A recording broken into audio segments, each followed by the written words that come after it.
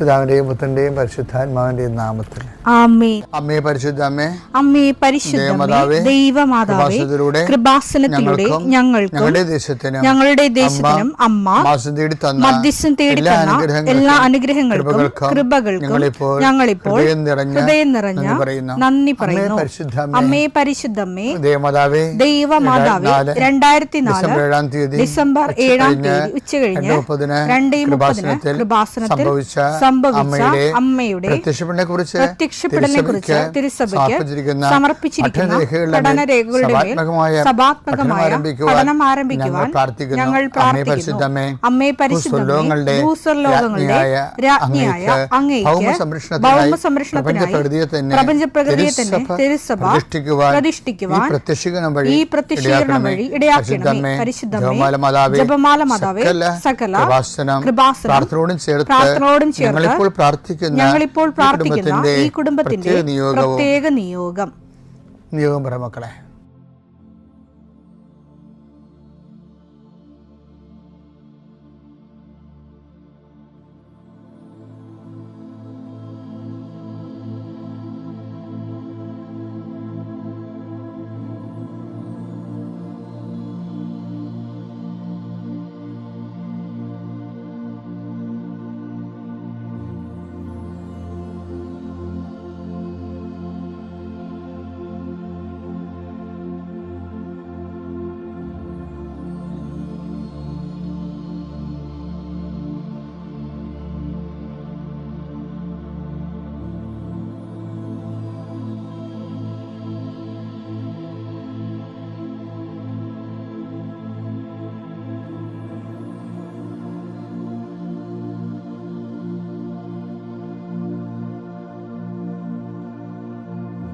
അമ്മയുടെ പ്രത്യക്ഷീകരണത്തിന്റെ ഈ അനുഗ്രഹവേളയിൽ ഞങ്ങൾക്ക് സാധിച്ചു തരുവാൻ കനിയണമേ.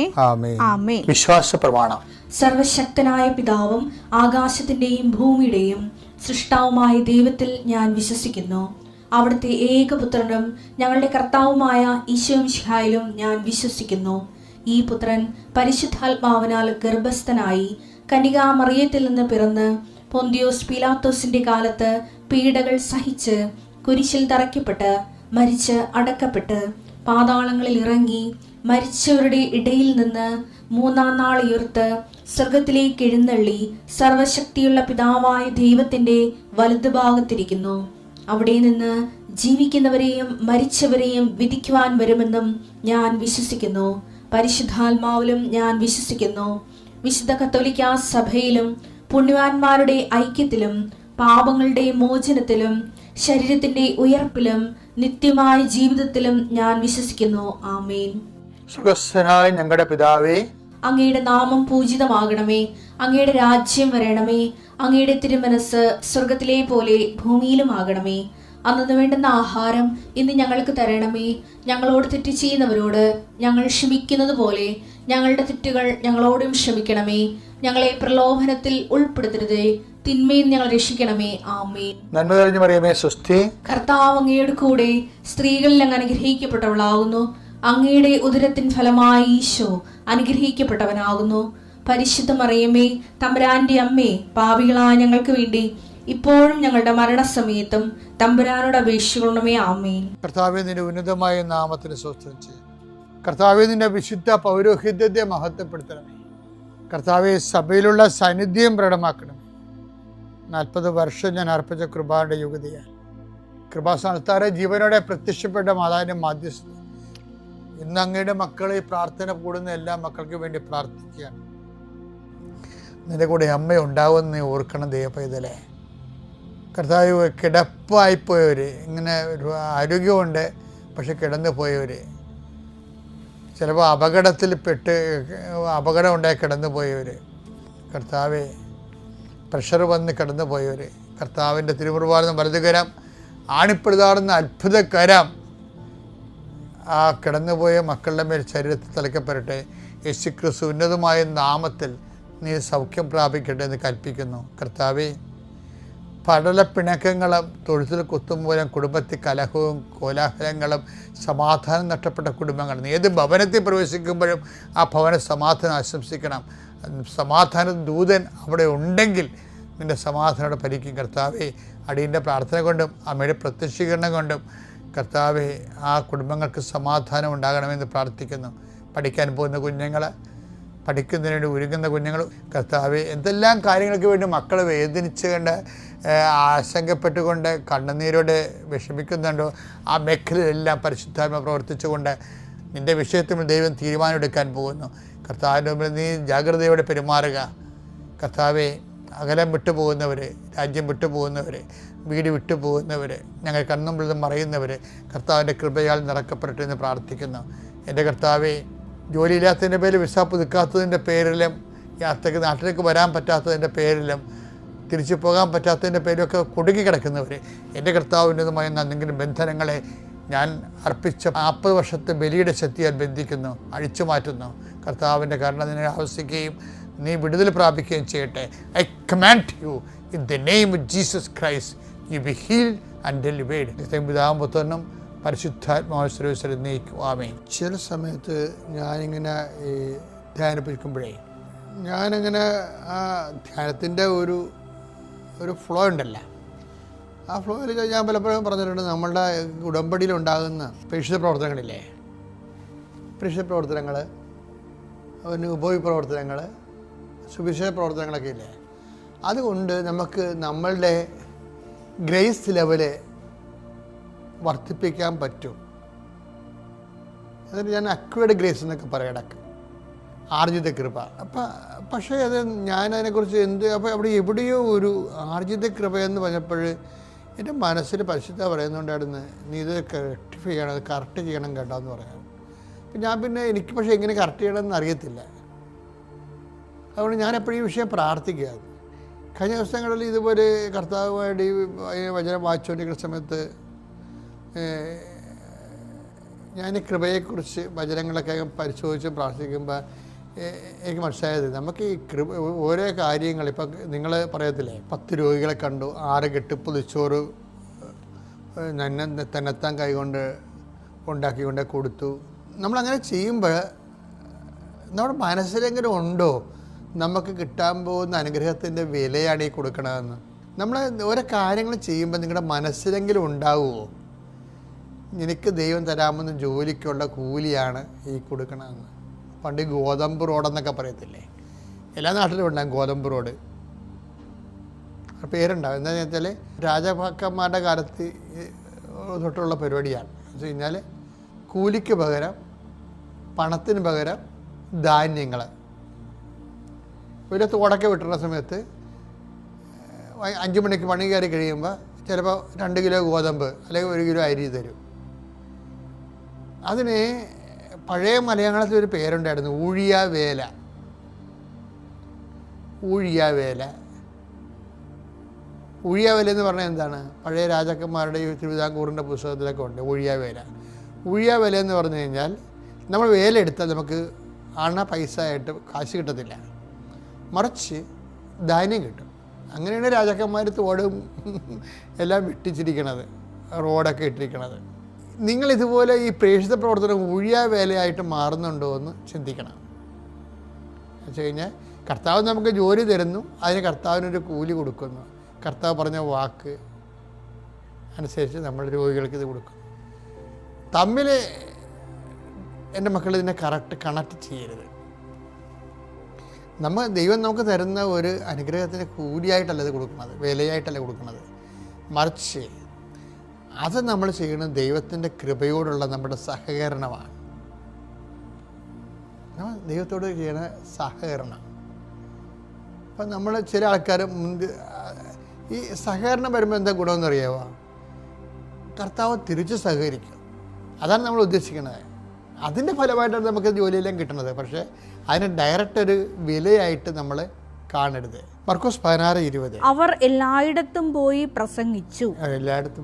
കർത്താവ് അവരോട് കൂടെ പ്രവർത്തിക്കുകയും അടയാളങ്ങൾ കൊണ്ട് വചനം സ്ഥിരീകരിക്കുകയും ചെയ്തിരുന്നു. അടയാളങ്ങൾ ആവശ്യം. ഇപ്പം ചില ആൾക്കാർ കൃപാസനത്തെ ചിലർ ആക്ഷേപിക്കണം എന്താണ്, അത് അനുഗ്രഹമുള്ള സ്ഥലത്തെല്ലാം ആൾക്കാർ ഓടിക്കൂടുമെന്ന്. നിങ്ങൾക്കറിയാമല്ലോ, 2004 ഡിസംബർ 7-ാം തീയതി സമയഘടികാരം നെഞ്ചിൽ ചേർത്ത് മാതാവ് പ്രത്യക്ഷപ്പെട്ടതിന് ശേഷം 10 കൊല്ലം നമ്മളത് പ്രാർത്ഥിച്ചു. കാരണം അതിനകത്ത് അപ്പോൾ അന്നൊക്കെ എൻ്റെ മനസ്സിൽ പറഞ്ഞു, നീ ഇപ്പോൾ ഉടനെ ഇത് ചാടിക്കയറി പറഞ്ഞാൽ അപ്പോൾ എൻ്റെ മനസ്സിൽ എന്തോ ഒരു ആപത്തുണ്ടാകുമെന്നൊരു സൂചന ഉണ്ട്. അത് ശരിയായിരുന്നു. ശരിക്കും പറഞ്ഞാൽ 10 കൊല്ലം കഴിഞ്ഞിട്ട് പോലും അത് പ്രൊക്ലെയിം ചെയ്യാനുള്ള സമയമായി. മാതാവ് വാടിപ്പെട്ടി വെച്ച് എന്നെ നിർബന്ധിച്ചാണ് പ്രൊക്ലെയിം ചെയ്യാൻ വേണ്ടി. പ്രൊക്ലെയിം ചെയ്ത് കഴിഞ്ഞപ്പോഴാണ് മാതാവ് 6 മാസം കഴിഞ്ഞപ്പോൾ ഉടമ്പടി തന്നത്. ഉടമ്പടി തരികയിലല്ല ചെയ്തത്, ഉടമ്പടി തന്നെന്നും പറഞ്ഞുകൊണ്ട് ഈ അടയാളമൊന്നും ഉണ്ടാകണം ഒരു നിർബന്ധമില്ല. നീ ഇപ്പോൾ വായിച്ചു കേട്ട പോലെ കർത്താവ് അവരോട് പ്രവർത്തിച്ചു, അതാണ് വിഷയം. കർത്താവ് കൂടെ പ്രവർത്തിക്കുമ്പോഴാണ് അടയാളങ്ങൾ വരണത്. അപ്പോൾ ഇപ്പോൾ നിങ്ങൾക്കൊരു അടയാളം കിട്ടിയിട്ടുണ്ടെങ്കിൽ എൻ്റെ അർത്ഥം കർത്താവ് കൂടെ പ്രവർത്തിക്കാൻ തുടങ്ങിയെന്നതിൻ്റെ അർത്ഥം. കർത്താവ് കൂടെ പ്രവർത്തിക്കാൻ തുടങ്ങണമെങ്കിൽ എന്ത് ചെയ്യണം? കർത്താവിൻ്റെ കൃപയോട് നമ്മുടെ കാരുണ്യ പ്രവൃത്തിയും അതുപോലെ തന്നെ പേഴ്സ പ്രവർത്തനങ്ങളും ഒരു കർത്താവ് തരുന്ന അനുഗ്രഹത്തിന് കൂലിയായിട്ടല്ല കൊടുക്കേണ്ടത്, മറിച്ച് അവൻ നേടിയെടുത്ത കൃപയോടുള്ള നമ്മുടെ സഹകരണമായിട്ട് കൊടുക്കണം. പിതാവിൻ്റെയും പുത്രൻ്റെയും പരിശുദ്ധാത്മാവിൻ്റെ നാമം.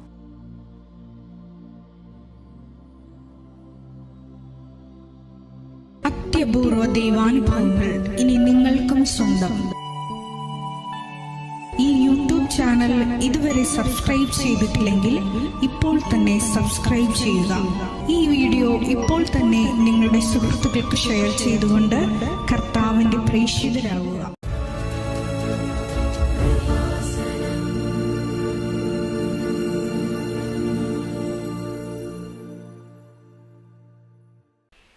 പരിശുദ്ധ അമ്മയുടെ പ്രത്യക്ഷീകരണത്തിന് സാക്ഷിയാകാൻ എൻ്റെ കുടുംബത്തെ അനുവദിച്ച നമ്മുടെ കർത്താവായ ഈശോ മിശിഹായ്ക്കും പരിശുദ്ധ അമ്മയ്ക്കും 1000 നന്ദി. എൻ്റെ പേര് ജിനോയ് തോമസ്. പാലാ രൂപതയിലെ പൂഞ്ഞാർ സെൻറ്റ് മേരീസ് ഫെറോന ചർച്ചിൽ നിന്നാണ് ഞാൻ വരുന്നത്.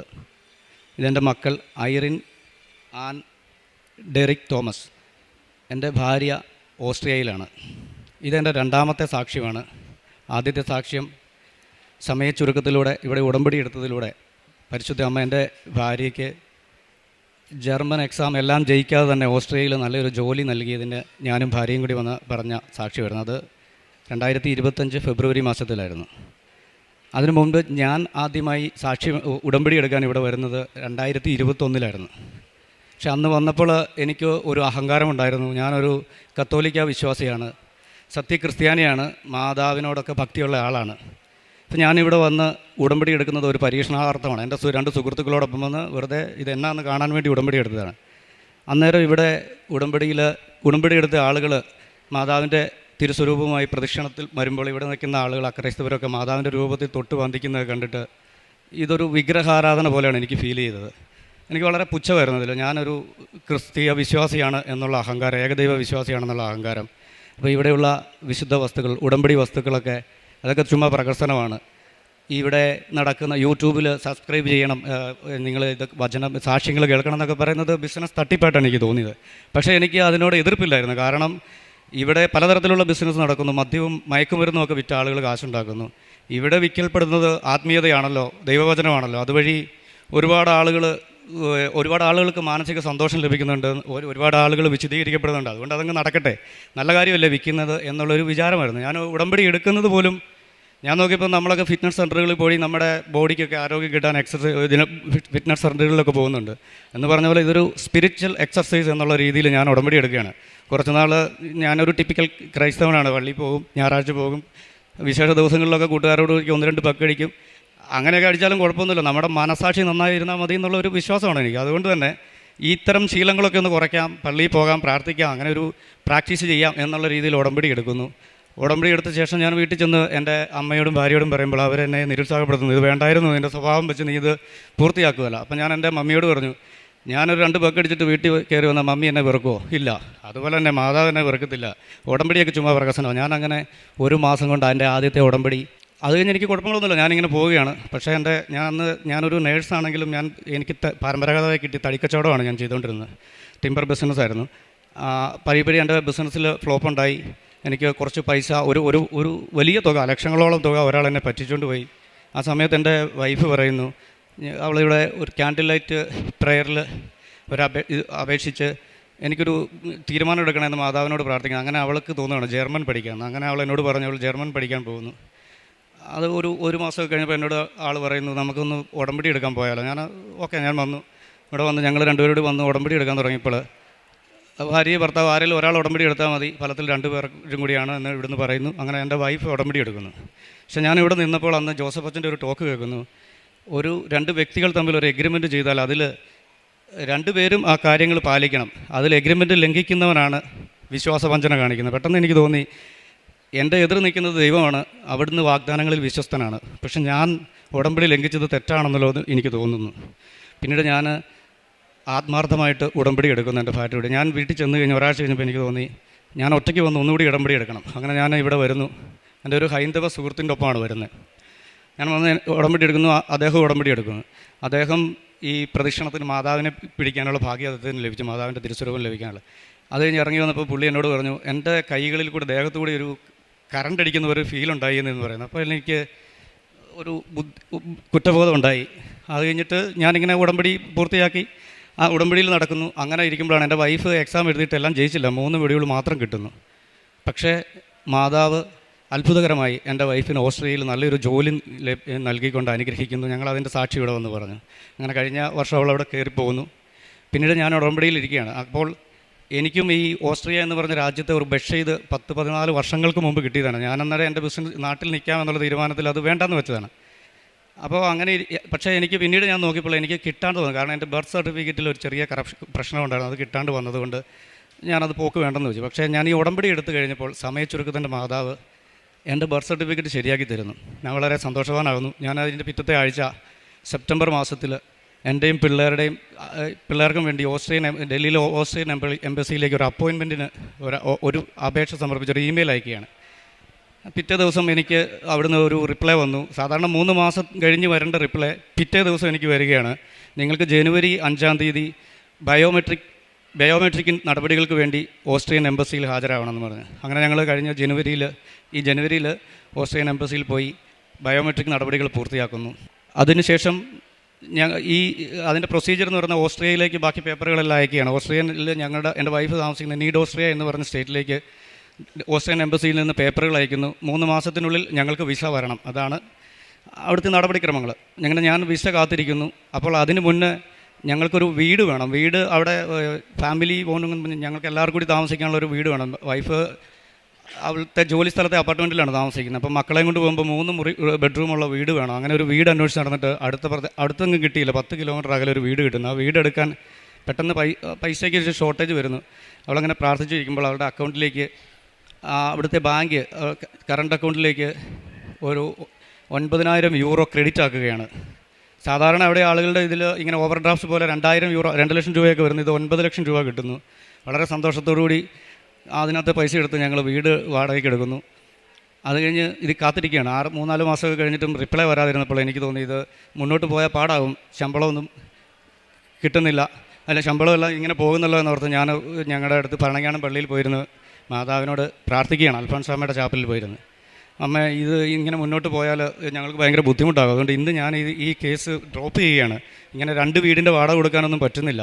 അല്ലെങ്കിൽ എനിക്ക് എന്തെങ്കിലും ഒരു അടയാളം കാണിച്ചു തരണമെന്ന് പറഞ്ഞ് ഞാൻ പ്രാർത്ഥിച്ചുകൊണ്ടിരിക്കുമ്പോൾ ഞാൻ 4ാമത്തെ കൊന്ത ചൊല്ലിക്കൊണ്ടിരിക്കുമ്പോൾ പള്ളിക്കകത്തായിട്ട് ഒരു ക്രൗഡ് കയറി വരുന്ന ശബ്ദം കേട്ട് ഞാൻ കണ്ണു തുറക്കണം. അപ്പോൾ കുറേ യൂറോപ്യൻസാണ്. പക്ഷെ ഞാൻ അവരെ കണ്ടപ്പോൾ ആദ്യം ഓർത്ത് അവർ ന്യൂസിലൻഡുകാരായിരിക്കും, കാനഡക്കാരായിരിക്കും, അല്ല മറ്റേതെങ്കിലും രാജ്യക്കാരായിരിക്കും എന്ന് ഓർത്തിരിക്കുമ്പോൾ ഇവർ ഈ ചാപ്പലിന് ചുറ്റും വന്നിട്ട് അവരുടെ കൂടെ ഒരു പാൻറ് ഷർട്ട് ഇട്ട ആളുണ്ട്. ഒരു അച്ഛനാണ്, മലയാളിയാണ്, അച്ഛനാണെന്ന് തോന്നുന്നു കണ്ടാൽ. ഇവർ വന്ന് ഇവരുടെ കയ്യിലൊരു നൊവേന പുസ്തകം എടുത്തിട്ട് ഇവർ ഡോയിഷിൽ, അതായത് ജർമ്മൻ ഭാഷയിൽ പ്രാർത്ഥിക്കുകയാണ്. ഞാൻ അത്ഭുതപ്പെട്ടു പോയി. പക്ഷേ എനിക്കിത് വിശ്വസിക്കാൻ പറ്റില്ല. ഞാൻ ഓർത്തു അവർ ജർമ്മൻകാരായിരിക്കും അല്ലെങ്കിൽ സ്വിറ്റ്സർലൻഡുകാരായിരിക്കും എന്നൊക്കെ ഇങ്ങനെ ഞാൻ ഓർത്തുകൊണ്ടിരിക്കുകയാണ്. അപ്പോൾ എൻ്റെ തൊട്ട് പുറകിൽ ഒരമ്മയും 2 കുട്ടികളും ഇരുപ്പുണ്ട്. ആ കുട്ടികൾ പറയുന്നത് അമ്മ ഇവർ ഇംഗ്ലീഷ് അല്ലല്ലോ പറയുന്നത്, ഇവർ സ്പാനിഷ് ആണല്ലോ, ഇവർ പറയുന്ന ഭാഷ സ്പാനിഷ് ആണോ എന്താണെന്നൊക്കെ ചോദിച്ച് പിള്ളേരിങ്ങനെ പറയുക. അപ്പോൾ എനിക്ക് ഇവർ തിരിച്ചു വരുമ്പോൾ ഇവർ ഏത് രാജ്യക്കാരാണെന്ന് ചോദിക്കണം എന്ന് എൻ്റെ മനസ്സിലിങ്ങനെ തോന്നിയിട്ട് ഞാനത് വേണ്ടാന്ന് വെച്ചിരിക്കുമ്പോൾ ഈ അമ്മയോട് ഈ ഇളയ കൊച്ചു ചോദിക്കുകയാണ്, അമ്മ ഇവർ ഏത് രാജ്യക്കാരാണ്? അപ്പോൾ അമ്മ പറയുക നീ ചോദിക്കടാന്ന് പറയുന്നു. ഈ ആളുകൾ ഇങ്ങനെ നടന്നു വരുന്നു. അപ്പോൾ ഈ കൊച്ച് ഇവരിങ്ങനെ നടന്നു വന്നപ്പോഴത്തേക്കും ചാടി ഏറ്റിട്ട് അതിലൊരു ലേഡിയോട് aunty where are you from എന്ന് ചോദിക്കുകയാണ്. പെട്ടെന്ന് എൻ്റെ അടുത്ത് വന്ന് ഈ ലേഡി ഇങ്ങനെ കൊച്ചിനെ എടുത്ത് നോക്കിക്കൊണ്ട് പറയുകയാണ് ഓസ്ട്രിയ എന്ന് പറയുന്നു. അപ്പോൾ ഞാൻ വളരെ അത്ഭുതപ്പെട്ടു പോയി. പിന്നെ ഞാൻ അവിടെ നിന്ന് കൊന്ത ചൊല്ലി പൂർത്തിയാക്കുകയാണ്. കൊന്ത ചൊല്ലിയിട്ട് ഇറങ്ങുമ്പോൾ പള്ളിയുടെ മണ്ഡലത്തിന് ചുറ്റും ഇവർ നിൽപ്പുണ്ട്. അപ്പം ഞാൻ ഈ അച്ഛനാണെന്ന് തോന്നിച്ച വ്യക്തിയോട് ചെന്ന് ചോദിച്ചു, അച്ഛനാണോ എന്ന് ചോദിച്ചാൽ അതേന്ന് പറയുന്നത് ഞാൻ ഇവരുടെ ഇടവകയിലെ പ്രീസ്റ്റാണെന്ന് പറയുന്നു. അപ്പോൾ ഞാൻ എൻ്റെ അനുഭവം പറയുന്നു, ഇങ്ങനെ ഒരു വിസയ്ക്ക് വെച്ചിട്ടുണ്ടായിരുന്നു, ഞാനത് ക്യാൻസൽ ചെയ്യാൻ വേണ്ടി തീരുമാനിച്ചു ഇവിടെ വന്ന് പ്രാർത്ഥിച്ചപ്പോഴാണ് ഇങ്ങനെ കണ്ടേ. ഞാൻ അതുകൊണ്ട് പറഞ്ഞത് അച്ഛനോടെന്ന് പറയുമ്പോൾ അച്ഛൻ പറഞ്ഞത്, മോനെ നീ പോകരുതെന്ന് എന്നെ അവിടെ നിർത്തിയിട്ട് ഈ ആളുകളെല്ലാം വിളിച്ചു കൂട്ടിയിട്ട് ഈ കാര്യം പറയുകയാണ്. അപ്പോൾ ഇവരെന്നോട് ചോദിച്ചു, നിൻ്റെ വൈഫ് എവിടെ ജോലി ചെയ്യുന്നതെന്ന് ചോദിക്കുന്നു. ഞാൻ ഗ്രാഫൻവോർത്ത് എന്ന സ്ഥലത്തിൻ്റെ കാര്യം പറയുമ്പോൾ ഇവർ ഭയങ്കരമായിട്ട് ആരവം ഉണ്ടാകും. കാരണം അവരുടെ പ്രദേശമായിരുന്നു, അവരൊക്കെ താമസിക്കുന്ന പ്രാന്തപ്രദേശങ്ങളിലായിരുന്നു ഈ സ്ഥലം. അത് വളരെ സന്തോഷമായി. ഞാൻ അച്ഛനോട് ചോദിക്കുന്നത്, എൻ്റെ ഒരു ഫോട്ടോ ഇവരോട് നിന്ന് എടുക്കാമെന്ന് ചോദിച്ചു. അച്ഛൻ്റെ ഫോണിൽ അവരുടെ കൂടെ ഞാൻ നിൽക്കുന്ന ഫോട്ടോ എടുത്തിട്ട് എൻ്റെ നമ്പർ മേടിച്ച് 2 ദിവസങ്ങൾക്ക് ശേഷം എനിക്കത് അയച്ചു തരികയാണ്. അപ്പോൾ ഞാൻ വീട്ടിൽ ചെന്ന് ഇത് വലിയ സന്തോഷത്തോടെ പറയുന്നു, മക്കളോട് പറയുന്നു. ഒരു 3 ദിവസം കഴിഞ്ഞപ്പോൾ എൻ്റെ ഇളയ മോൾക്ക് അവിടെ ഡാൻസ് പ്രാക്ടീസ് ഉണ്ട് പറഞ്ഞതിനകത്ത്. ഞങ്ങൾ പോയി ഇവളെ കൂട്ടിക്കൊണ്ട് വന്നപ്പോൾ ഞാൻ വീണ്ടും പള്ളിയിൽ കയറിയപ്പോൾ ഇവളോട് പറയും, ഇന്ന് നമ്മൾ ജർമ്മൻകാരെ ആരെങ്കിലും കണ്ടാൽ മാതാവ് നമുക്ക് ഇത് തരുമെന്ന് നീ ഉറപ്പിച്ചോ കേട്ടോ എന്ന് പറഞ്ഞ് ഞങ്ങൾ പള്ളിയിലോട്ട് കയറി ചെല്ലുമ്പോൾ അവിടെ നടക്കുന്ന അൾത്താരയിൽ ജർമ്മൻ ഭാഷയിൽ കുർബാന നടക്കുകയാണ്. ആ പള്ളിയിൽ നിൽക്കുന്ന മുഴുവൻ ജർമ്മൻകാരാണ്. ഞാനതിൻ്റെ വീഡിയോ എടുത്തു വെച്ചു. അത് കഴിഞ്ഞിട്ട് വളരെ സന്തോഷമായി തിരിച്ചു പോകുന്നു. പിന്നെ ഞാൻ കാണുന്ന ആളുകളോടെല്ലാം ഇത് പറയാൻ തുടങ്ങി, എനിക്കിങ്ങനെ വലിയ ദൈവാനുഭവം ഉണ്ടായെന്ന് ഞാൻ പറയുന്നത് കൂടുതലും അവിശ്വാസികളോടാണ്. അവരുടെ വായടയ്ക്കാൻ വേണ്ടിയൊക്കെയാണ് ഇത് പറയുന്നത്. അവരങ്ങനെ അന്നേരം കേട്ട് അന്തം വിട്ടിരിക്കുന്നു. അത് കഴിഞ്ഞ് കൃത്യം 17 ദിവസം കഴിഞ്ഞപ്പോൾ എൻ്റെ വൈഫ് അവിടെ നോട്ടിഫിക്കേഷൻ എന്ന് പറഞ്ഞൊരു ക്ലാസ് ഉണ്ട്, അതിനുവേണ്ടി ജോലി ചെയ്യുന്നിടത്തുനിന്ന് ഒരു 300 കിലോമീറ്റർ ദൂരെ ഗ്രാഡ്സ് എന്ന് പറഞ്ഞ സ്ഥലത്തേക്ക് പോയിരിക്കുകയാണ്. അപ്പോൾ ഞങ്ങൾ വാടകയ്ക്ക് എടുത്തിരിക്കുന്ന 8 കിലോമീറ്റർ അകലെയുള്ള വീട്ടിൽ ഒരു 4 ലെറ്ററുകൾ വന്ന് കിടക്കുകയാണ്. ഞങ്ങളുടെ ഒരു ഫാമിലി ഫ്രണ്ടിനോട് പറഞ്ഞ് ആൾ പോയി ആ ലെറ്റർ എടുത്തുകൊണ്ട് വരുന്നു. ഇത് 4 ലെറ്റർ ഉണ്ടെന്ന് വിളിച്ച് പറഞ്ഞു. പക്ഷിട്ട് പിന്നീട് ഇതിൻ്റെ രാത്രിയായിട്ടൊന്നും റിപ്ലൈ വരുന്നില്ല. അപ്പോൾ വൈഫ് വിളിച്ചിട്ട് പറഞ്ഞു, ആ ആൾ വിളിച്ചില്ലല്ലോ, ഇതെന്താണെന്നൊക്കെ ചോദിക്കുന്നു. ഏകദേശം ഇവിടെ ഒരു 1 മണി ആകാറായപ്പോൾ എൻ്റെ ഫോണിലേക്ക് ഒരു കോൾ വേണമാണ്. ഞാൻ ഫോൺ എടുത്തപ്പോൾ ചേട്ടാ ഉറങ്ങിയോന്ന് ചോദിച്ചില്ല. അപ്പോൾ പറഞ്ഞു, ചേട്ടാ ഞാൻ ചേച്ചിയെ വിളിച്ചില്ല, ചേട്ടാ നിങ്ങളുടെ വിസ 4 പേരുടേതും ഇവിടുത്തെ ഗവൺമെൻറ് റിജക്റ്റ് ചെയ്തിരിക്കുകയാണെന്ന് പറയുന്നു.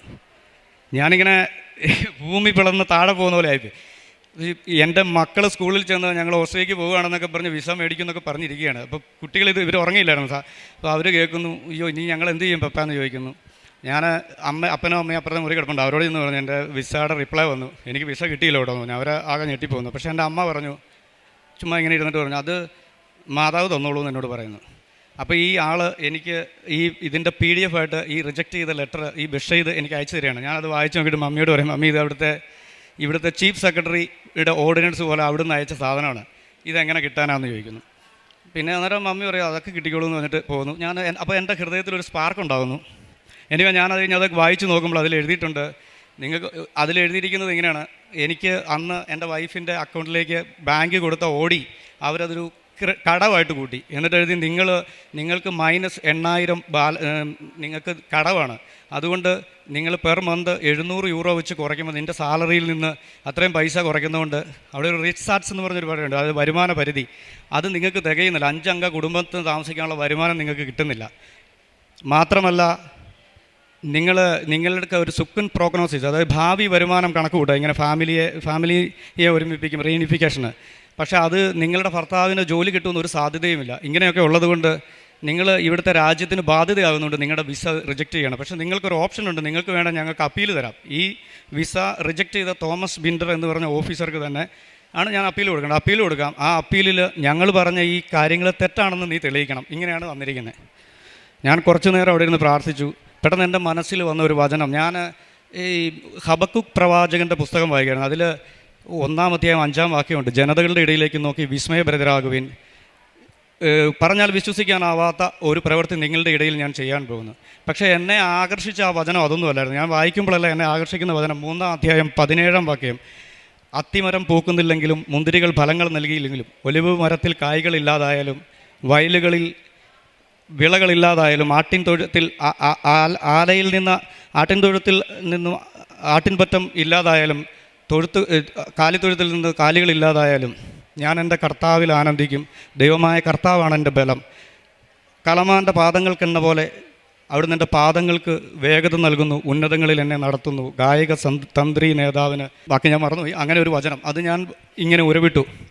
പെട്ടെന്ന് ഞാൻ എൻ്റെ കർത്താവിനെ എന്ത് ചെയ്താലും വിടുകയില്ലെന്ന് എനിക്ക് മനസ്സിലായി. കാരണം എനിക്ക് പിന്നീട് അത് കഴിഞ്ഞപ്പോൾ തൊട്ട് എനിക്ക് പരിശുദ്ധാത്മാവ് ചില ബോധ്യങ്ങളുണ്ടാക്കി തരികയാണ്. ഞാൻ ഇവിടെ വന്ന് അഹങ്കരിച്ചിരുന്നു, ഞാനൊരു സത്യക്രിസ്ത്യാനിയാണ്, ഇവിടെ കാണിക്കുന്നതൊക്കെ ചുമ്മാ കുറേ വേലപ്രവർത്തികളാണെന്ന് തോന്നിയ എന്നോട് എനിക്ക് പെട്ടെന്ന് ഒരു ബോധ്യം ഉണ്ടാകണം, ഈശോ ഒരന്ധൻ്റെ കണ്ണുകളിൽ ചെളി പൂശി, തുപ്പൽ കൊണ്ട് ചെളി ഉണ്ടാക്കി ചെളി പൂശിയിട്ട് കണ്ണ് കാണാത്ത അയാളോട് പറയും, നീ പോയി ശീലോക കുളത്തിൽ കഴുകുക. ആ അന്ധൻ്റെ സ്ഥാനത്ത് ഞാനായിരുന്നേ പറഞ്ഞെന്നെ, കർത്താവേ ഇത് കൂട്ട് കണ്ണിച്ചോറയില്ലാത്ത പരിപാടി കാണിക്കരുത്, കണ്ണ് കാണാതെ ഞാൻ വന്നപ്പോൾ എന്നെ എന്തിനാണ് നീ ഇങ്ങനെ പറഞ്ഞത്. പക്ഷേ അയാൾ ശീലോക കുളത്തിൽ പോയി കഴുകുകയാണ്. അങ്ങനെ ചില നടപടിക്രമങ്ങളുണ്ട് എന്നെനിക്ക് ബോധ്യപ്പെടുകയാണ്. പിന്നീട് ഞാൻ വചനം വായിക്കുമ്പോൾ പരിശുദ്ധാത്മാവ് സ്നാപയോഹനനിലൂടെ ഒരു വചനം വെളിപ്പെടുത്തി തരികയാണ്. നിങ്ങൾക്ക് പിതാവായ അബ്രാഹം ഉണ്ട് എന്ന് പറഞ്ഞ് നിങ്ങൾ അഹങ്കരിക്കേണ്ട. ഈ കല്ലുകളിൽ നിന്ന് അബ്രാഹത്തിന് സന്തതികളെ ഉണ്ടാകാൻ ദൈവത്തിന് കഴിയുമെന്ന് നിങ്ങൾ കരുതിക്കൊള്ളുവിൻ. അതുകൊണ്ട് മാനസാന്തരത്തിന് യോജിച്ച ഫലങ്ങൾ പുറപ്പെടുവിക്കുവിൻ. അല്ലാത്ത പക്ഷം ഫലം കായ്ക്കാത്ത വൃക്ഷമെല്ലാം വെട്ടി തീയിലെറിയപ്പെടും. ആ നിമിഷം എനിക്ക് മനസ്സിലായി, ഞാൻ സത്യക്രിസ്ത്യാനിയാണ് എന്നൊക്കെ പറഞ്ഞ് അഹങ്കരിച്ചിരുന്നത് വെറുതെയാണ്. പിന്നീട് എൻ്റെ ഒരു വചനം എനിക്ക് പൗലോസ്ലീഹ പറയുന്ന വചനം, ക്രിസ്തു എല്ലാമാണ്, എല്ലാവരിലുമാണ്, എല്ലാ മനുഷ്യരെയും സ്നേഹിക്കുന്നവരാണ് ദൈവമെന്ന് എനിക്കും ബോധ്യപ്പെടുകയാണ്. പരിശുദ്ധ അമ്മ അതിനുവേണ്ടി നിയോഗിക്കപ്പെട്ട ആളാണെന്ന് മനസ്സിലാകുന്നു. എനിക്കപ്പോൾ മനസ്സിലായി, ഈ കൃപാസനം പരിശുദ്ധാത്മാവിൻ്റെ ഒരു വിദ്യാലയമാണ്. ഇവിടെ വരുന്നവർക്ക് പരിശുദ്ധ അമ്മയുടെ സാന്നിധ്യത്തിന് അടുത്ത് പ്രത്യക്ഷപ്പെട്ട സ്ഥലത്താണ് വരുന്നത്. പരിശുദ്ധ അമ്മ അടുത്ത് വരുന്നവർക്ക്, അല്ലെ പരിശുദ്ധ അമ്മയുടെ സാന്നിധ്യത്തിൽ ചെല്ലുന്നവർക്കൊരു പ്രത്യേകതയുണ്ട്, അവർ പരിശുദ്ധാത്മാവിനാൽ നിറയും. അതുകൊണ്ടാണ് ഏലീശ പുണ്യവതിയുടെ അടുക്കലേക്ക് പരിശുദ്ധ അമ്മ ചെന്നപ്പോൾ ഏലീശ പുണ്യവതി പരിശുദ്ധാത്മാവിനാൽ നിറഞ്ഞത്, ഉദരത്തിൽ കിടന്ന ശിശു പരിശുദ്ധാത്മാവിനാൽ നിറഞ്ഞത്. അങ്ങനെ എൻ്റെ കർത്താവിൻ്റെ അമ്മ എൻ്റെ അടുക്കൽ വരാൻ ഭാഗ്യമുണ്ടായത് എങ്ങനെയെന്ന് എലീശ ചോദിക്കുന്നത്. പിന്നീട് നമ്മൾ കാണുന്നുണ്ട് വിശുദ്ധ ഗ്രന്ഥത്തിൽ സെഹിയോൻ ഊട്ടുശാലയിൽ പ്രാർത്ഥനാ നിരതരായിരുന്ന പരിശുദ്ധ അമ്മയുടെയും സ്ത്രീകന്മാരുടെയും മേലാണ് പരിശുദ്ധാത്മാവ് എഴുന്നള്ളി വരുന്നത്. അപ്പോൾ എനിക്കൊരു ബോധ്യം ഉണ്ടാകുകയാണ്, എൻ്റെ അഹങ്കാരം അവിടെ തണുക്കുകയാണ്. മാതാവ് എന്നെ എളിമപ്പെടുത്തും, മാതാവിൻ്റെ ഏറ്റവും വലിയ പുണ്യമായ എളിമ എന്നെ ശീലിപ്പിക്കുകയാണ്. അങ്ങനെ ഞാൻ ഈ വിഷമഘട്ടത്തിൽ ഞങ്ങളുടെ നാട്ടിൽ കുരിശിൻ്റെ വഴി കൂടുകയാണ്. ഞങ്ങളുടെ അടുത്തുള്ള വല്ലിച്ചൻമലയിൽ കുരിശിൻ്റെ വഴി കൂടുമ്പോൾ ഞാനിങ്ങനെ എൻ്റെ വിഷമങ്ങൾ ഈശോയുടെ മുന്നിൽ സമർപ്പിച്ച് പ്രാർത്ഥിക്കുക. അപ്പോൾ എനിക്ക് ഈശോ കുരിശിൽ തറയ്ക്കുമ്പോൾ ദൈവപിതാവിനുണ്ടായ വേദന, പരിശുദ്ധ അമ്മയ്ക്കുണ്ടായ വേദനയൊക്കെ ഇങ്ങനെ ബോധ്യമാവുകയാണ്. അതുവരെ ഈശോയുടെ ഇടത്ത് വശത്ത് കിടന്ന കള്ളൻ്റെ മനോഭാവത്തോടു കൂടിയായിരുന്നു ഞാൻ. അതായത് എപ്പോഴെങ്കിലും ഈശോ എന്നെ രക്ഷിക്കൂ എന്നുള്ള ബോധ്യത്തോടു കൂടി നടന്ന ഞാൻ അന്ന് ആ കുരിശിൻ്റെ വഴി പൂർത്തിയാക്കിയപ്പോൾ പെട്ടെന്ന് തന്നെ ഈശോ ആദ്യമായി സ്വർഗത്തിലേക്ക് വിളിച്ച, പറുദീസയിലേക്ക് വിളിച്ച വലതുവശത്തെ കള്ളൻ്റെ മനോഭാവത്തിലേക്ക് എത്തുന്നു. ഞാൻ കർത്താവിനോട് പറയുന്നത്, എൻ്റെ കർത്താവേ, ഞാൻ പാപിയാണ്, എൻ്റെ പാപങ്ങളും ഞാൻ പാപിയാണെന്നുള്ള ബോധ്യം എനിക്കുണ്ടാകുന്നു. ഞാൻ അവിടെ നിന്ന് പ്രാർത്ഥിച്ചു, ഈശോയെ, നിന്നെ കുരിശിൽ തറച്ച് കൊന്ന് ഇവിടെ ഈ കല്ലറയിൽ കൊണ്ട് അടക്കി മുദ്ര വെച്ചിട്ട് ആളുകളെല്ലാം പോയി. അതാണ് അവർക്ക് ചെയ്യാൻ പറ്റുന്ന ഏറ്റവും അവസാനം. മനുഷ്യൻ ചെയ്ത് അവസാനിച്ചിടത്താണ് ദൈവമേ അങ്ങ് പ്രവർത്തിച്ചു തുടങ്ങിയത്. എൻ്റെ ഈ പ്രശ്നങ്ങളും ഞാനിപ്പോൾ ആകെ നാണം കെട്ട് നിൽക്കുകയാണ്. അതിനിടയ്ക്ക് പലയിടത്തുനിന്നും ചില കുത്തുവാക്കുകളൊക്കെ കേൾക്കേണ്ടതായി വന്നു. ഞാൻ എൻ്റെ അഹങ്കാരം കൊണ്ട് ഞാനിത് ചെയ്തതാണെന്നുള്ളൊരു ഇതെല്ലാം ഞാൻ ഈശോയുടെ കല്ലറയിലേക്ക് സമർപ്പിച്ചു. ആ നിമിഷം എനിക്ക് മനസ്സിലായി, കർത്താവ് പറയാണ്, ആർക്കെങ്കിലും ദാഹിക്കുന്നെങ്കിൽ അവൻ എൻ്റെ അടുക്കൽ വരും, എന്നിൽ വിശ്വസിക്കുന്നത് ഹൃദയത്തിൽ നിന്ന് ജീവജലത്തിൻ്റെ അരുവികൾ ഒഴുകുമെന്ന്. ഞാൻ അവിടെ നിന്ന് പ്രാർത്ഥിച്ചപ്പോൾ എനിക്ക് മനസ്സിലായി, കർത്താവിൻ്റെ ഈ കബറിടം ജീവൻ വിജയം വിരിഞ്ഞൊഴുകുന്ന ജീവൻ്റെ ഉറവയാണെന്ന് എനിക്ക് മനസ്സിലായി. അന്ന് മുതൽ ഞാൻ ആത്മാർത്ഥമായി വിശുദ്ധ കുർബാനയിൽ പങ്കെടുക്കാൻ തുടങ്ങി. ആ സമയം കൊണ്ട് എനിക്ക് ഈ വിസ നഷ്ടപ്പെട്ടതും എനിക്ക് പൈസ നഷ്ടപ്പെട്ടതും ഒക്കെ ഞാൻ മറന്നുപോയി. എൻ്റെ നിയോഗങ്ങൾ പോലും മറന്നുപോയി. കർത്താവിൻ്റെ സ്നേഹത്തിൽ നിന്നും നിലനിൽക്കാൻ ഞാൻ തീരുമാനമെടുക്കുന്നു. അങ്ങനെ വിശുദ്ധ പൗലോസ്ലീഹായുടെ വചനം, നമ്മെ സ്നേഹിക്കുന്നവരിലൂടെ ഈ കാര്യങ്ങളിലെല്ലാം പൂർണ്ണ വിജയം കൈവരിക്കാൻ നമുക്ക് കഴിയുമെന്ന് എനിക്ക് ബോധ്യം വരുന്നു. ഞാൻ വീട്ടിൽ വന്നിരുന്നു. വൈഫിന് ഭയങ്കര സങ്കടമായിരുന്നു. പക്ഷെ ഞങ്ങളൊരു ശീലം ശീലിച്ചിട്ടുണ്ടായിരുന്നു. അതായത് അവൾ വിദേശത്ത് പോയി കഴിഞ്ഞപ്പോൾ തൊട്ട് ഞങ്ങൾ ഫോണിൽ വിളിക്കുമ്പോൾ എങ്ങനെ നമ്മൾ കുരിശ് വരയ്ക്കും, അല്ല കുടുംബ പ്രാർത്ഥന ചെല്ലും എന്നുള്ളൊരു സങ്കടം ഉണ്ടായിരുന്നു. പക്ഷെ ഞങ്ങളതിനൊരു ഓപ്ഷൻ കണ്ടെത്തി.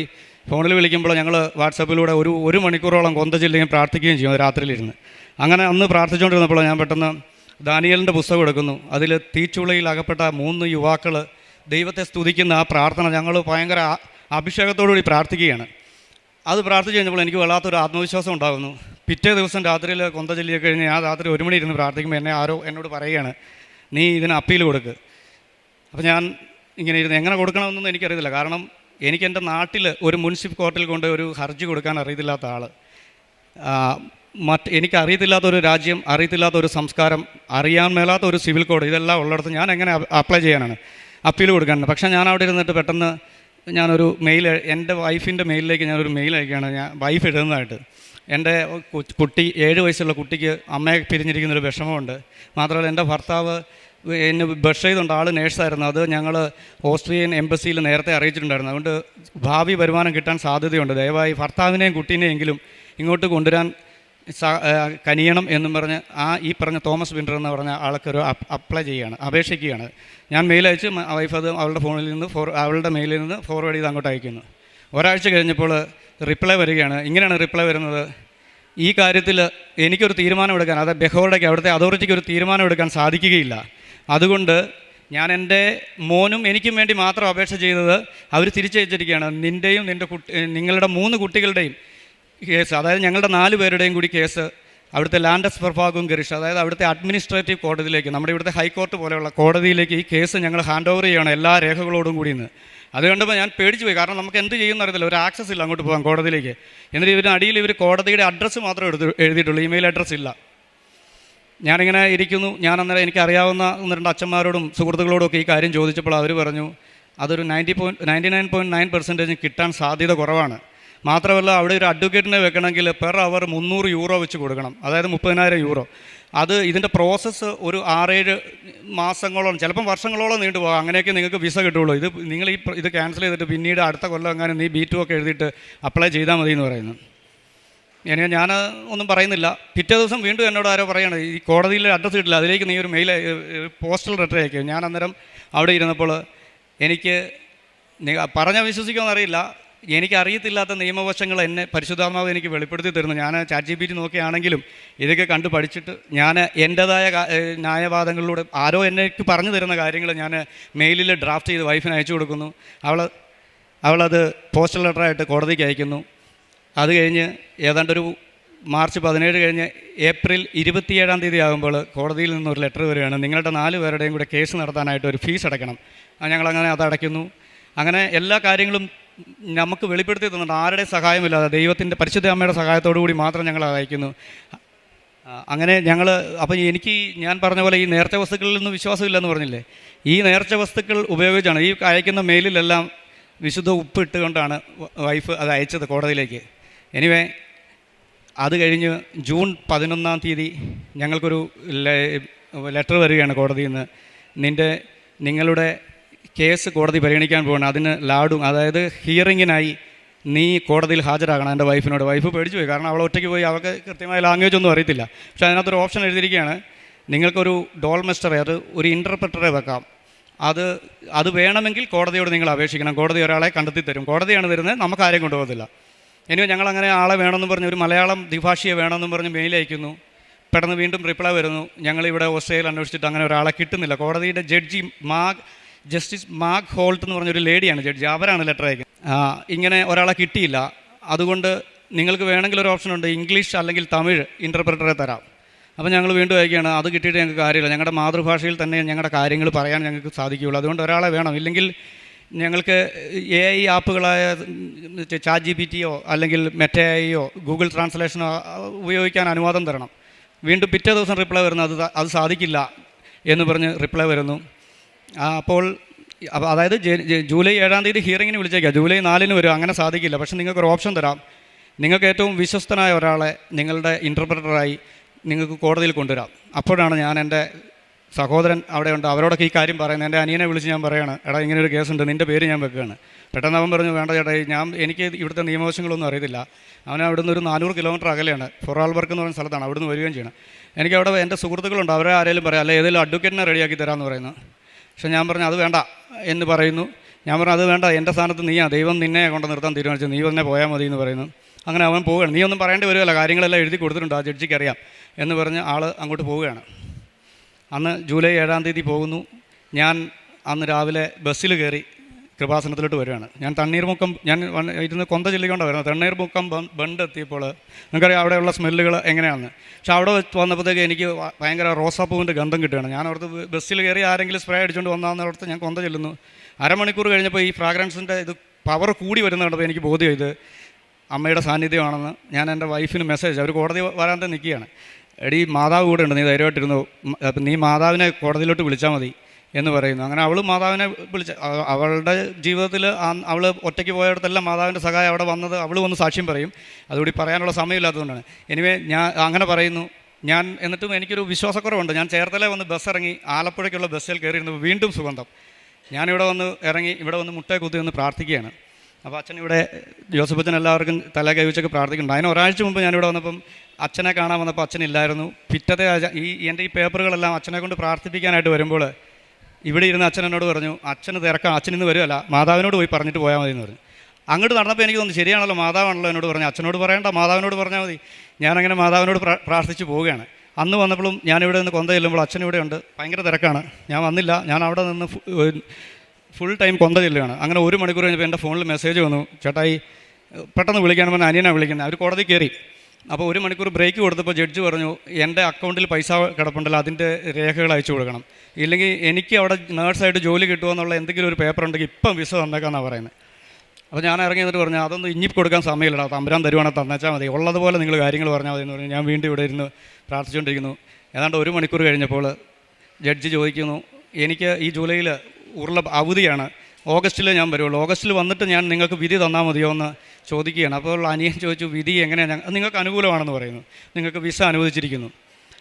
അപ്പോൾ ഭയങ്കര സന്തോഷമായി. അനിയൻ അന്നേരം പെട്ടെന്ന് പറയുകയാണ്, അന്ന് ഓഗസ്റ്റ് മതി എന്ന് പറഞ്ഞപ്പോൾ ജഡ്ജി പറഞ്ഞു, നീയല്ല പറയണ്ടേ, അവളോട് നിൽക്കുന്ന എൻ്റെ വൈഫിനോട് ചോദിക്കാൻ പറയും. അപ്പോൾ വൈഫിനോട് ചോദിച്ചപ്പോൾ അവൾ പെട്ടെന്ന് പറഞ്ഞു, ഇന്ന് തന്നെ വിധി കിട്ടിയ സന്തോഷമായിരുന്നു, കാരണം എൻ്റെ മോൻ അതറിഞ്ഞാൽ സന്തോഷമാകുമെന്ന് പറയുന്നു.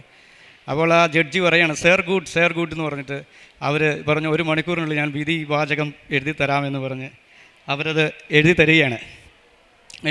എഴുതി 1 മണിക്കൂർ കഴിഞ്ഞപ്പോൾ അവർ 28 പേജുള്ള ഒരു വിധിപ്പകർപ്പ് ഇതിനകത്ത് ഇരിപ്പുണ്ട്. ഇത്രയും സാധനം അവരവിടെ 1 മണിക്കൂർ കൊണ്ട് വായിച്ച് കേൾപ്പിച്ചു. ഞാൻ അന്നേരമൊക്കെ ഇവിടെ മുട്ടുകുത്തിന്ന് പ്രാർത്ഥിക്കുകയാണ്. ഇടയ്ക്കിറങ്ങി അനിയനെ വിളിച്ചപ്പോൾ ഇവിടെ കോടതിയിൽ വിധി വായിച്ചുകൊണ്ടിരിക്കുക, പിന്നെ വിളിക്കാൻ പറയുന്നു. ഞാനിവിടെ ഇത് വായിച്ച് കഴിഞ്ഞിട്ട് അതൊക്കെ കഴിഞ്ഞ് ഞാൻ ഇറങ്ങിക്കഴിഞ്ഞപ്പോൾ അനിയൻ പറഞ്ഞു, വിധി വന്നു, വിധിപ്പകർപ്പ് ജഡ്ജി വായിച്ചെന്നേ ഉള്ളൂ, പക്ഷേ ഒരു കാര്യം ജഡ്ജി പറഞ്ഞു, ജഡ്ജി വിധി പറഞ്ഞെന്നേ ഉള്ളൂ, അവിടുത്തെ ബഹോഡയ്ക്ക് അതോറിറ്റിക്ക് അപ്പീലിന് പോകാൻ അവകാശമുണ്ട്, 3 ആഴ്ചയ്ക്കുള്ളിൽ ചിലപ്പോൾ അവർ അപ്പീലിന് പോകും, 3 ആഴ്ച കഴിഞ്ഞ് അപ്പീലിന് പോയില്ലെങ്കിൽ ഈ വിധി നടപ്പാകും, എങ്ങനെയാണെങ്കിലും 3 ആഴ്ച കഴിഞ്ഞിട്ട് വിധിപ്പകർപ്പ് നമുക്ക് അയച്ചു തരാൻ പറ്റുകയുള്ളൂ എന്ന് പറഞ്ഞു എന്ന് പറഞ്ഞു. ഓക്കെ, ഞാനത് കേട്ട് ബസ്സിൽ കയറുന്നത് ഞാൻ പറഞ്ഞു, അതായത് സമയച്ചുരുക്കത്തിൻ്റെ ആളല്ലേ, നീ അത് ശരിയാക്കി തരുമല്ലേ എന്ന് ചുമ്മാ ഇങ്ങനെ മനസ്സിൽ പറയുന്നു. പിറ്റേ ദിവസം ഞാൻ അവിടെ എൻ്റെ വൈഫ് ഓസ്ട്രിയൻ ID എന്ന് പറഞ്ഞൊരു എടുത്തപ്പോൾ അതും എന്നെ മാതാവ് വെളിപ്പെടുത്തി തന്നതാണ്. അവിടെ മെയിൻ പോസ്റ്റ് സ്ക്രാബ് എന്ന് പറഞ്ഞൊരു ആപ്പുണ്ട്, നമ്മുടെ ഔദ്യോഗിക ലെറ്ററുകളെല്ലാം നമ്മുടെ മെയിലിലേക്ക് വരാനുള്ള ഒരു ആപ്ലിക്കേഷൻ, അത് ഞാൻ ഇവിടെ ഇരുന്ന് പരിചയക്കൊണ്ട് അത് ഡൗൺലോഡ് ചെയ്യിപ്പിച്ചായിരുന്നു. 2-ാം ദിവസം, അതായത് 3 ആഴ്ച കഴിയുമെന്ന് പറയുന്ന വിധിപ്പകർപ്പ് 2-ാം ദിവസം എൻ്റെ ഭാര്യയുടെ മൈൻ പോസ്റ്റ് സ്ക്രാബ് എന്ന ആപ്പിലേക്ക് വന്നതാണ് ഞാൻ പ്രിൻ്റ് എടുത്ത് വെച്ചിരിക്കുന്ന ഈ കാണിച്ച സംഭവം. സമയച്ചുരുക്കത്തിൻ്റെ മാതാവ് ഇടപെട്ട് ഞങ്ങൾക്കത് നേടിത്തന്നു. അപ്പോൾ എനിക്ക് വീണ്ടും സംശയം, ഇത് അതിൽ ലാസ്റ്റ് എഴുതിയിരിക്കുകയാണ്, നിങ്ങൾ വിധിപ്പകർപ്പ് വേണ്ട, അനിയനോട് ചോദിക്കുകയാണ്, നിങ്ങൾക്ക് ഞാൻ ഇനിയും ഈ സംഭവം ഞാൻ ഒന്നുകൂടി നിന്നെ വായിച്ച് കേൾപ്പിക്കണം, വേണമെന്ന് ചോദിക്കുമ്പോൾ അവൻ വേണ്ടാന്ന് പറയും ജഡ്ജിയോടുള്ള ഇത്. പക്ഷേ പുള്ളിക്കാരത്തേക്ക് തിരിഞ്ഞത് ഇത് വിധിപ്പകർപ്പ് വേണ്ടെന്ന്. അപ്പോൾ ഇതിൽ കൃത്യമായിട്ട് എഴുതി വെച്ചു, നിങ്ങൾക്ക് വിധിപ്പകർപ്പ് വേണ്ടാന്ന് നിങ്ങൾ പറഞ്ഞിട്ടുണ്ട്. അപ്പോൾ അതുകൊണ്ട് ഞാൻ അത് കഴിഞ്ഞ് ഇതിനകത്ത് എഴുതിയിരിക്കുകയാണ്, ഈ വിധി അന്തിമമാണ്, ഇതിനെതിരെ റിവിഷൻ പോകാൻ, ഇതിനകത്ത് ജഡ്ജി വാക്കാൽ പറഞ്ഞത് ഇത് റിവിഷൻ പോകാൻ പറ്റുന്നു, പക്ഷേ ഈ വിധിപ്പകർപ്പ് വന്നപ്പോൾ ഇതിൽ എഴുതിയിരിക്കുകയാണ്, ഇതിന് റിവിഷൻ പോകാൻ ബഹോഡയ്ക്ക് അനുവാദമില്ല, ഇത് അന്തിമ വിധിയാണെന്ന്. അത് മാതാവിൻ്റെ ഇടപെടലാണ്. മാതാവിനോട് ചോദിച്ച് അങ്ങനെ അത് ചെയ്തു തന്നു. അങ്ങനെ ജൂലൈ 7-ാം തീയതി ഹിയറിങ്ങിന് വിളിച്ചു. അങ്ങനെ ഇത് പെട്ടെന്ന് തന്നെ ഈ വിധി വന്നപ്പോൾ ഞാൻ ഓസ്ട്രിയൻ എംബസിലേക്ക് ഒരു ലെറ്റർ അയച്ചു, എനിക്കിങ്ങനെ കോടതിയിൽ നിന്ന് ഒരു വിധി വന്നിട്ടുണ്ട്. അപ്പോൾ അതിനു മുന്നേ അവിടുത്തെ ബഹോഡിൽ ഈ തോമസ് ബിൻഡർ എന്ന് പറഞ്ഞ വ്യക്തി, ഞാൻ അതിനിടയ്ക്ക് പള്ളിയിൽ 40-ാം വെള്ളിയാഴ്ച മലയാറ്റൂർ കുരിശുമല കയറിയപ്പോൾ തോമസ് ലിയോട് പറഞ്ഞു, ഈ തോമസ് ബിൻഡറിൻ്റെ കാര്യം മാതാവിൻ്റെ അടുത്ത് പറയണമെന്ന് പറഞ്ഞു. അങ്ങനെ ഈ തോമസ് ബിൻഡർ എന്ന് പറഞ്ഞ വ്യക്തി തന്നെ ഇതിനിടയ്ക്ക് ഒരാഴ്ച മുമ്പ് ഈ ജൂലൈ 20-ാം തീയതി ഒരു മെയിൽ അയക്കുകയാണ്, ജിനോയി, ഐറിൻ, ആൻ, ഡെറിക് എന്നീ 4 പേർക്കും road wise road cart plus അനുവദിച്ചിരിക്കുന്നു, അത് വാങ്ങിക്കാൻ നിങ്ങളെ ഞങ്ങളുടെ ഓഫീസിലേക്ക് ക്ഷണിക്കുന്നു. പക്ഷെ അത് വാങ്ങിക്കാൻ വരുമ്പോൾ നിങ്ങൾ വിസ ഡി എന്ന ഓസ്ട്രിയൻ എംബസിയിൽ നിന്ന് തരുന്ന വിസ ഡിയുമായിട്ട് വരേണ്ടത്. പക്ഷേ അയാൾ ഈ വിസ ഡിക്കുള്ള ഈ കോടതിയുടെ അറിയിപ്പുകൾ ഈ എംബസിയെ അറിയിച്ചിട്ടില്ല. അപ്പോൾ ഞാൻ ഈ വിധിപ്പകർപ്പ് വെച്ച് എംബസിയിലേക്ക് ഇയാളുടെ ഈ ലെറ്ററും വെച്ച് ഞാൻ എംബസിയിലേക്ക് മെയിൽ അയച്ചപ്പോൾ അവിടുന്ന് എനിക്ക് റിപ്ലൈ വരികയാണ്, ഞങ്ങൾക്ക് നീഡ് ഓസ്ട്രിയൻ അതോറിറ്റിയുടെ ഇൻഫർമേഷൻ കിട്ടാതെ നോട്ടിഫിക്കേഷൻ കിട്ടാതെ ഞങ്ങൾക്കൊന്നും ചെയ്യാൻ പറ്റത്തില്ല എന്ന്. അപ്പോൾ ആ മെയിൽ വെച്ച് ഞാൻ ഈ തോമസ് വിൻഡർ എന്ന ആൾക്ക് ഞാൻ ഇവിടെ ഇരുന്ന് ഞാൻ ഡയറക്റ്റ് മെയിൽ അയച്ചു. അതിൻ്റെ 3-ാം പക്കം കഴിഞ്ഞ 27-ാം തീയതി ജൂലൈ 27-ാം തീയതി ഈ എംബസിയിൽ നിന്ന് എനിക്ക് മെയിൽ വരികയാണ്, VFSൽ നിങ്ങളുടെ പാസ്പോർട്ട് കൊണ്ട് സബ്മിറ്റ് ചെയ്യാൻ. അങ്ങനെ ഞാൻ സബ്മിറ്റ് ചെയ്യുന്നു. ഈ ഓഗസ്റ്റ് 7-ാം തീയതി എൻ്റെയും 3 കുട്ടികളുടെയും വിസ അനുവദിച്ചുകൊണ്ട് മാതാവ് ഞങ്ങൾക്ക് വിസ അനുവദിച്ച് തന്നുകൊണ്ട് ഞങ്ങളുടെ വിസ വന്നു. ഈ സെപ്റ്റംബർ 12-ാം തീയതി ഞങ്ങൾ ഓസ്ട്രിയയ്ക്ക് യാത്ര ചെയ്യുകയാണ്. ഇങ്ങനെ വലിയൊരു അനുഭവത്തിലൂടെ ദൈവം ഞങ്ങളെ നടത്തി. ഇതിൽ ഈ അത്ഭുതം സംഭവിച്ചതിലൊന്നും അല്ല എനിക്ക് കാര്യം, എനിക്ക് ദൈവാനുഭവം ഉണ്ടായി, ദൈവസ്നേഹം എന്തെന്ന് എനിക്ക് മനസ്സിലാക്കാൻ പറ്റി. ക്രിസ്തുവിൻ്റെ സ്നേഹത്തിൽ നിന്ന് ആർക്കും നമ്മെ വേർപെടുത്താൻ പറ്റും. മരണത്തിനോ ദൂതന്മാർക്കോ പാതാളത്തിനോ എന്നുള്ള പൗലോസ്ലീഗയുടെ വചനം ജീവിതത്തിൽ അനർത്ഥമായി ഇനിയും കർത്താവിൻ്റെ സ്നേഹത്തിൽ തുടർന്ന് പോകാനാണ് ഞാൻ ആഗ്രഹിക്കുന്നത്. പിന്നെ പ്രേക്ഷിത പ്രവർത്തനമായിട്ട് ആദ്യമൊക്കെ ഞാൻ എൻ്റെ അടുത്ത് വരുന്ന രോഗികൾക്കൊക്കെ പൈസ കൊടുക്കുമായിരുന്നു. പലർക്കും മരുന്ന് വാങ്ങിക്കാൻ, ഭക്ഷണം കഴിക്കാനൊക്കെ പൈസ കൊടുത്തിട്ടുണ്ട്. പ്രേക്ഷിത പ്രവർത്തനം കർത്താവ് ആഗ്രഹിക്കുന്ന രീതിയിൽ പൂർണ്ണമായി ചെയ്യാൻ പറ്റിയോ എന്നുള്ളതാണ് എൻ്റെ സംശയം. ഇനി അങ്ങനെ ചെയ്യാൻ എന്നെ ദൈവം അനുവദിക്കട്ടെ എന്ന് ഞാൻ പ്രാർത്ഥിക്കുന്നു. അതുപോലെ ഞാൻ കൃപാസനം പേപ്പർ കൊടുക്കാൻ മടിയുള്ള ആളായിരുന്നു. ഞാനത് പെട്ടെന്ന് ഞങ്ങളുടെ അടുത്തുള്ള പള്ളികളുടെയൊക്കെ മുറ്റത്ത് പോയി ക്രൗഡ് ഉണ്ടാകുന്നിടത്ത് പെട്ടെന്ന് പേപ്പർ കൊടുത്ത് പോകുന്ന ഒരു ശീലമായിരുന്നു. പക്ഷേ പിന്നീട് എനിക്ക് 4ാമത്തെ ഉടമ്പടിയിലൂടെ എനിക്ക് മനസ്സിലായി അങ്ങനെയല്ല, ഞാൻ ആളെ തേടി പിടിച്ച് നിന്ന് കൊടുക്കണം. അപ്പോൾ ഞാൻ എന്നും വീട്ടിൽ നിന്ന് ഈ പേപ്പറുമായിട്ട് ഇറങ്ങുമ്പോൾ ഇത് ഏറ്റവും അർഹതപ്പെട്ട ആളുടെ കയ്യിൽ എത്താൻ എന്നെ സഹായിക്കണേ കർത്താവേ എന്ന് പറഞ്ഞിട്ടാണ് ഞാൻ പോകുന്നത്. അങ്ങനെ എനിക്ക് അങ്ങനെ ചെയ്യാൻ പറ്റി. ആത്മീയ ജീവിതത്തിൽ ഞാൻ എല്ലാ ദിവസവും ആഴ്ചയിലൊരു 2 പ്രാവശ്യമെങ്കിലും കുമ്പസാരിക്കാൻ എനിക്കിപ്പോൾ സാധിക്കുന്നുണ്ട്. വിശുദ്ധ കുർബാന കാണുന്നുണ്ട്. ഏറ്റവും പ്രധാനപ്പെട്ടത് എൻ്റെ അഹങ്കാരം തീർന്ന് എനിക്ക് വിനയമെന്ന പുണ്യം മാതാവ് തന്നു എന്നുള്ളതാണ് എന്നെ സംബന്ധിച്ചിടത്തോളം ഏറ്റവും വലിയ സാക്ഷ്യം. അങ്ങനെ പരിശുദ്ധ അമ്മയുടെ നമ്മുടെ കൃപാസനം പ്രത്യക്ഷീകരണ പ്രാർത്ഥനയിൽ പ്രാർത്ഥിക്കുന്ന ഒരു പ്രാർത്ഥനയുണ്ട്. നമ്മളൊക്കെ ജീവിതത്തിൻ്റെ ദുരന്ത അവസ്ഥകളിൽ ദൈവത്തിൻ്റെ സാന്നിധ്യവും സന്ധിപ്പും കൂടുതൽ അനുഭവിക്കുക വഴി ആത്മീയ വിശുദ്ധിയും ദൈവശക്തിയും കൈവരിക്കുക ഞങ്ങളെ സഹായിക്കണമെന്ന്. പ്രിയമുള്ളവരെ, അങ്ങനെ ഒരു ആത്മീയ വിശുദ്ധി കൈവരിക്കാൻ എനിക്ക് സാധിച്ചു എന്നുള്ളതാണ് ഞാൻ ഈ കൃപാസനത്തിൽ വന്ന് ഉടമ്പടി എടുത്തതിലൂടെ എനിക്കുണ്ടായ ഏറ്റവും വലിയ സാക്ഷ്യം. Praise the Lord. ഭയപ്പെടേണ്ട, ഞാൻ നിന്നോട് കൂടെയുണ്ട്. സംഭ്രമിക്കേണ്ട, ഞാനാണ് നിൻ്റെ ദൈവം. ഞാൻ നിന്നെ ശക്തിപ്പെടുത്തുകയും സഹായിക്കുകയും ചെയ്യും. എൻ്റെ വിജയകരമായ വലതു കൈ കൊണ്ട് ഞാൻ നിന്നെ താങ്ങി നിർത്തും. യെശയ്യാ പ്രവാചകൻ്റെ പുസ്തകം 41-ാം അധ്യായം 10-ാം വചനമാണ്. ജീവിതത്തിലെ ചില സാഹചര്യങ്ങൾ നമ്മുടെ ശക്തിക്ക് അതീതമായി തോന്നാം. ഒരുപക്ഷെ കുടുംബ പ്രശ്നമാവാം, ജോലിയില്ലായ്മയാവാം, വിസ തടസ്സമാവാം, സാമ്പത്തിക ബുദ്ധിമുട്ടുകളാവാം. എന്തു തന്നെ ആയാലും ഉടമ്പടി മക്കളുടെ ജീവിതത്തിൽ നമ്മെ ശക്തിപ്പെടുത്തുന്ന ഒരു ദൈവമാണ് നമ്മുടെ കൂടെയുള്ളത് എന്ന വിശ്വാസമാണ് നമ്മെ തളരാതെ മുന്നോട്ട് നയിക്കുന്നത്. നാം ഒരിക്കലും ഒറ്റയ്ക്കല്ല. എൻ്റെ എല്ലാ പോരാട്ടങ്ങളിലും എൻ്റെ ദൈവം എൻ്റെ കൂടെയുണ്ട്.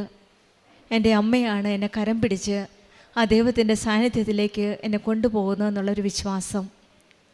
അങ്ങനെ ദൈവത്തിൻ്റെ സ്നേഹവും വാത്സല്യവും കരുതലുമൊക്കെ അനുഭവിച്ചറിഞ്ഞ ഒരു വലിയ സാക്ഷ്യമാണ് ജിനോയ് തോമസ് എന്ന സഹോദരൻ നമ്മളോട് പങ്കുവച്ചത്. കൃപാസനത്തിൽ ആദ്യമായി വന്നപ്പോൾ വൈഫ് ഉടമ്പടി എടുക്കുകയും പിന്നീട് സാക്ഷ്യം പറഞ്ഞ് ഓസ്ട്രേലിയക്ക് പോവുകയും ഒരു നല്ല ജോലി നൽകി ഈശോയും അമ്മയും അനുഗ്രഹിക്കുകയാണ് ചെയ്തത്. പിന്നീട് പല തടസ്സങ്ങളുണ്ടായിരുന്നു ഈ മക്കളുടെ ജീവിതത്തിൽ. പ്രത്യേകിച്ചും വിശ്വാസത്തെ പ്രതി ഞാനൊരു സത്യവിശ്വാസിയാണെന്ന് വിശ്വസിച്ച ജിനോയ് പിന്നീട് ഒരു നല്ല ക്രിസ്ത്യൻ ജീവിതത്തിലേക്കാണ് ഉടമ്പടിയിലൂടെ കടന്നു വരുന്നത്. അങ്ങനെ ഉടമ്പടി എടുക്കാൻ വന്നപ്പോഴും അങ്ങനെ തന്നെയാണ് വിശ്വസിച്ചത്. മറുവശത്ത് ദൈവമാണ്, വിശ്വാസവഞ്ചന പാടില്ല എന്ന ഒരു ഉണർവാണ്. പിന്നീട് ഒരു അക്രൈസ്തവനായ മകൻ്റെ കൂടെ ഉടമ്പടി എടുക്കാൻ വരികയും ആ മകന് പരിശുദ്ധ അമ്മയെ വഹിച്ചുകൊണ്ട് ഈ പ്രദക്ഷിണത്തിന് വരുവാൻ സാധിക്കുകയും ചെയ്തപ്പോൾ സ്വന്തം വിശ്വാസത്തെ വീണ്ടും ക്വസ്റ്റ്യൻ ചെയ്യുകയാണ്. പിന്നീട് ദൈവവുമായിട്ടുള്ള ഒരു വലിയ ബന്ധത്തിലേക്കാണ് ജിനോയും കുടുംബവും വരുന്നത്. ഇടതൂർന്ന ഇലകളുമായി ഫലമറിയാത്ത ഒരു മരം പോലെ തഴച്ചു വളരുന്നതായിട്ടാണ് തോന്നിയത്. പിന്നീട് ഉടമ്പടിയിൽ വന്നപ്പോൾ ആ ജീവിതത്തിലെ ആത്മീയതയിലേക്കുള്ള ഒരു ഫലമണിയിലാണ് നാം കാണുവാൻ സാധിക്കുന്നത്. പിന്നീട് കുടുംബത്തിലുള്ള ഓരോ കാര്യങ്ങളും ഈശോയുടെ അമ്മയോടും കൂടെ ചേർന്ന് നിന്നുകൊണ്ട് ഓരോ കാര്യങ്ങളും ഈശോയുടെ അമ്മയിലും വിശ്വസിച്ച് അർപ്പിച്ച് പ്രാർത്ഥിക്കുകയാണ്. അങ്ങനെയാണ് ഈ മക്കളുടെ കാര്യം, പ്രത്യേകിച്ചും ഓസ്ട്രേലിയക്ക് പോകാനായിട്ടുള്ള വിസ കിട്ടുന്നില്ലായിരുന്നു ഈ അച്ഛനും 3 മക്കൾക്കും. വൈഫ് ഓസ്ട്രേലിയയിലാണ് ഓൾറെഡി. പിന്നീട് ഈ മകൻ പ്രാർത്ഥിക്കുന്നപ്പോഴെല്ലാം ഈശോയുടെ അമ്മയുടെ ഒരു സാന്നിധ്യമാണ് നമുക്ക് കാണുവാൻ സാധിക്കുന്നത്.